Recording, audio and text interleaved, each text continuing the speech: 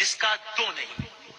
کون سا ایک ہے جس کا دو نہیں؟ فرمایا اللہ ایک ہے جس کا دوسرا نہیں۔ پوچھا کون سے دو ہیں جن کا تیسرا نہیں؟ فرمایا دن اور رات دو ہیں، ان کا تیسرا نہیں۔ پوچھا وہ کون سے تین ہیں جس کا چوتھا نہیں؟ فرمایا لوح قلم کرسی تین ہے، ان کا چوتھا نہیں۔ پوچھا کون سے چار ہیں جن کا پانچواں نہیں؟ فرمایا توریت، زبور، انجیل، قرآن مجید چار ہیں، ان کا پانچواں نہیں۔ فرمایا کون سے پانچ ہیں؟ پوچھا کون سے پانچ ہیں جن کا چھٹا نہیں؟ فرمایا پانچ نمازیں ہیں، فجر، ظہر، عصر، مغرب، عشاء پانچ ہیں، ان کا چھٹا نہیں۔ پوچھا چھ بتائیے جن کا ساتواں نہیں؟ فرمایا زمین و آسمان 6 دن میں پیدا ہوئے، ان کا ساتواں نہیں۔ پوچھا وہ 7 بتائیے جن کا آٹھواں نہیں؟ فرمایا میرے رب نے 7 آسمان بنائے ہیں، ان کا آٹھواں نہیں۔ پوچھا وہ 8 بتائیے جن کا نواں نہیں؟ فرمایا عرش کو 8 فرشتوں نے اٹھایا ہوا ہے، ان کا نواں نہیں۔ پوچھا 9 بتائیے